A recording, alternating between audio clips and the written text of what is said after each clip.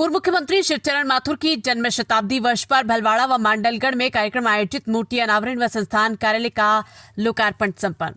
राजस्थान की पूर्व मुख्यमंत्री स्वर्गीय शिवचरण माथुर की जन्म शताब्दी वर्ष के उपलक्ष्य में भलवाड़ा मांडलगढ़ में विविध कार्यक्रम आयोजित किए गए। इस अवसर पर पूर्व मुख्यमंत्री अशोक गहलोत और कांग्रेस के राष्ट्रीय महासचिव सचिन पायलट ने भलवाड़ा स्थित महिला आश्रम पथिक नगर परिसर में स्वर्गीय शिवचरण माथुर एवं स्वतंत्रता सेनानी श्रीमती सुशीला देवी माथुर की मूर्तियों का अनावरण किया। कार्यक्रम में पूर्व केंद्रीय मंत्री M Pallam, Raju AICC media विभाग अध्यक्ष पवन खेड़ा, पूर्व मंत्री डॉक्टर बीबी कल्ला, पूर्व मंत्री हेमाराम चौधरी, सांसद ब्रजेंद्र सिंह ओला, सांसद मुरारी लाल मीणा, विधायक सुरेश गुर्जर, हरिओम शर्मा, अभिमन्यु पूनिया सहित अनेक पूर्व विधायक, प्रदेश एवं जिला कांग्रेस पदाधिकारी उपस्थित रहे।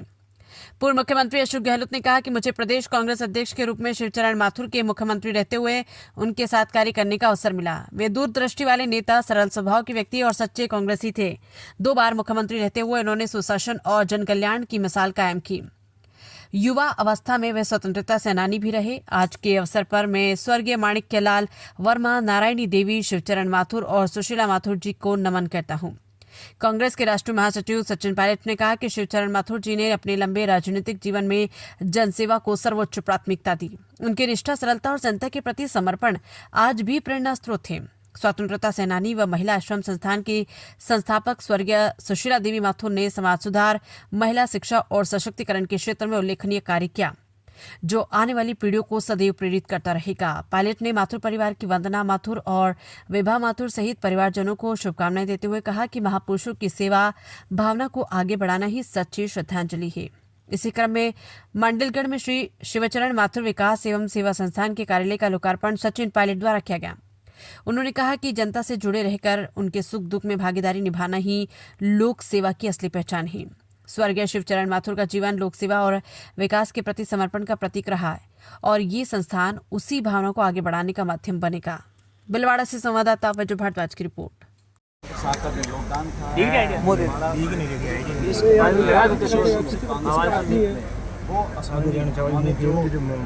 दूरगामी सोच का परिचय दिया मुख्यमंत्री होते हुए और जिस निष्ठा प्रशासन को चलाया वो हम सबके लिए एक सबक है। मैं उम्मीद करता हूँ कि आने वाली पीढ़ी माथुर साहब की तरह सोच रखेगी, उनके दिखाए हुए रास्ते पर चलेगी। उनकी मूर्ति का अनावरण होना मैं समझता हूँ बहुत एक शुभ अवसर है और मैं तमाम साथियों को, खासकर उनके परिजनों को बहुत बहुत बधाई देना चाहता हूँ। सर, आप कहते हो संवैधानिक संस्थाओं पर हमला हो रहा है, अब सीजीआई पर हमला हुआ है, किस तरह देखते हो सर? इससे ज़्यादा दुखद कोई घटना नहीं हो सकती और मुझे लगता है कि ये इसलिए हो रहा है क्योंकि देश में एक ऐसा माहौल पैदा हुआ है पिछले 11 सालों में, जो टकराव की स्थिति पैदा हुई है, जहर फैलाने की बार बार कोशिश होती है, उसका कहीं ना कहीं परिणाम देखने को मिलता है। अब मुख्य न्यायाधीश देश के हैं और उन पर इस प्रकार का एक तरह से आक्रमण किया और हम सब दुखी हैं और मुझे लगता है कि जो करने वाले लोग हैं कहीं ना कहीं उस विचारधारा से जुड़े हैं जो द्वेष की भावना रखते हैं, जो आपस में टकराव और नफरत की राजनीति करना चाहते हैं।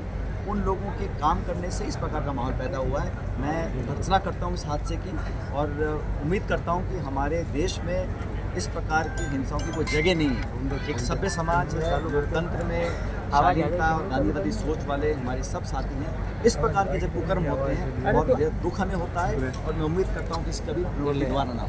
बिहार में चुनाव एसएमएस का जो हादसा हुआ है उसका किसका फेलियर मानते हैं सर? एसएमएस में जो हादसा हुआ है, आग लगने से जो एसएमएस लोग मौत के शिकार हादसे की नहीं है, ये पूरा सिस्टम कोलैप्स कर रहा है। आप देखिए झालावाड़ में छत गिर जाती है, नौजवान निर्दोष बच्चों की मौत हो जाती है, फिर दवाई पीकर शिशुओं की मौत हो रही है। अब भागोड़ा में एक टैंकर का एक्सीडेंट हुआ था, उसकी रिपोर्ट आज तक नहीं आई है। बहुत लोग ये मौसमी हो गए। अब कल रात में फिर भीषण हादसा हुआ है। तो प्रशासन, सरकार, जो सिस्टम है वहाँ पर ना तो कोई दिशा है और ना कोई कंट्रोल है। इसकी वजह से यहाँ पर जो लोग मरीज है, जो आज अस्वस्थ है, वो अस्पताल ठीक होने के लिए जाता है। जो आईसीयू भर्ती है वो जिनके मौत के लिए वैसे ही लड़ रहा है। वहाँ पर अगर उस सिस्टम का फेलियर निर्दोष लोगों की जान ले रहा है तो कोई ना कोई जिम्मेदारी लेगा। दुर्भाग्यवश इस प्रदेश में और सरकार में कोई ऐसा इंसान नहीं है जो खड़ा होकर बोले कि हाँ हम आश्वासन देते हैं कि दोबारा ऐसा काम नहीं होगा, इसकी पुनर्वृत्ति नहीं होगी, हम इसके लिए जिम्मेदारी तय करेंगे और कार्रवाई करेंगे। कमेटी बना देना, जांच कर देना और फिर आगे चले जाना। ये सरकार का रवैया रहा है और दुर्भाग्यवश उसका जो खामियाजा है वो जनता इस प्रदेश की भुगत रही है। बिहार चुनाव को किस तरह देख रहे हो सर? एनडीए में सीटों को लेकर तकरार चल रही है, एनडीए वाले कह रहे हैं कि इंडिया गठबंधन में है। एनडीए का जो इस गठबंधन हुआ है, नीतीश कुमार जी अनुभवी व्यक्ति हैं, लेकिन पिछले 20 साल से वो कुर्सी चिपके हुए हैं, कभी आरजेडी के साथ, कभी भाजपा के साथ। तो सत्ता प्राप्ति के लिए उन्होंने बिहार की जनता को जो है कॉम्प्रोमाइज़ कर दिया है और लगातार जो दल बदल कर उन्होंने सत्ता से चिपकने की जो राजनीति की है उसका बहुत नकारात्मक इफेक्ट हुआ है। जनता बिहार की बदलाव चाहती है और बदलाव इस चुनाव में होगा। उसकी सुपरकाहट पूरे गांव-गांव तक पहुंच चुकी है। मुझे बिहार जाने का मौका मिला जब राहुल जी की यात्रा थी और तेजस्वी यादव और राहुल जी का जो एक कॉम्बिनेशन है और जो युवा को वो आकर्षित कर रहा है, मुझे लगता है इस बिहार चुनाव में बदलाव होगा और एनडीए जो बहुत घमंड और एरोगेंस की राजनीति करती है खासकर बिहार में, वो डबल इंजन वहाँ एक इंजन में फेल होगा। सर एक लास्ट सवाल है सर, आप कह रहे हो स्वच्छ आदमी राजनीति में आने चाहिए, बाड़मेर में मेवाराम जी जैन की घर वापसी के बाद अंदर खाने कुछ विरोध है सर? मैंने शुरू से कहा कि अच्छे पढ़े लिखे शिक्षित लोग, संस्कारी लोग अगर देश की राजनीति में आते हैं अलग अलग दलों में तो इस समाज के लिए एक सकारात्मक बदलाव होगा और देश की राजनीति सुधरेगी तो देश भी सुधरता है और हम सबकी जिम्मेदारी बनती है जो लोग राजनीति करते हैं वो उदाहरण पेश कर नौजवान पीढ़ी को आगे का रास्ता दें। सर एक सवाल है, पीसीसी का एक उपचुनाव की घोषणा हुई है देश के अनेक राज्यों में, राजस्थान में उपचुनाव होगा और इस उपचुनाव में कांग्रेस पार्टी अच्छे वोटों से जीतेगी ऐसा मानता हूँ।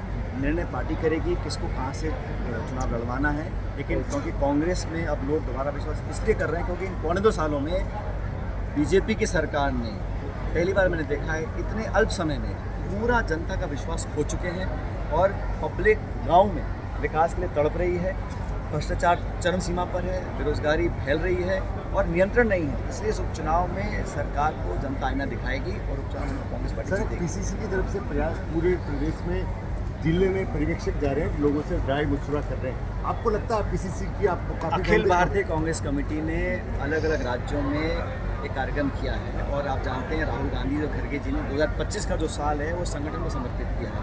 उसी के चलते अलग अलग राज्यों में एआईसीसी ऑब्जर्वर जा रहे हैं और संवाद करने के बाद गहन संवाद हो रहा है ब्लॉक मंडल तक। उसके बाद नए जिलाध्यक्षों की घोषणा होगी। राहुल जी ने कहा है कि जो जिलाध्यक्ष बनेगा पहले बहुत अहम था लेकिन आने वाले समय में जिलाध्यक्षों की भूमिका और महत्वपूर्ण होगी, इसलिए उसके चयन में, उसके सिलेक्शन में, इलेक्शन में बहुत चर्चा संवाद करने के बाद आम राय बनेगी और फिर बहुत जल्द अखिल भारतीय कांग्रेस कमेटी यहाँ पे घोषणा करेगी कौन जिले में अध्यक्ष बनेगा। लेकिन सबसे संवाद करने के बाद सबसे जो सक्रिय, सबसे मेहनती और निष्ठावान वर्कर होगा उस व्यक्ति को पार्टी जिम्मेदारी देगी। Thank you.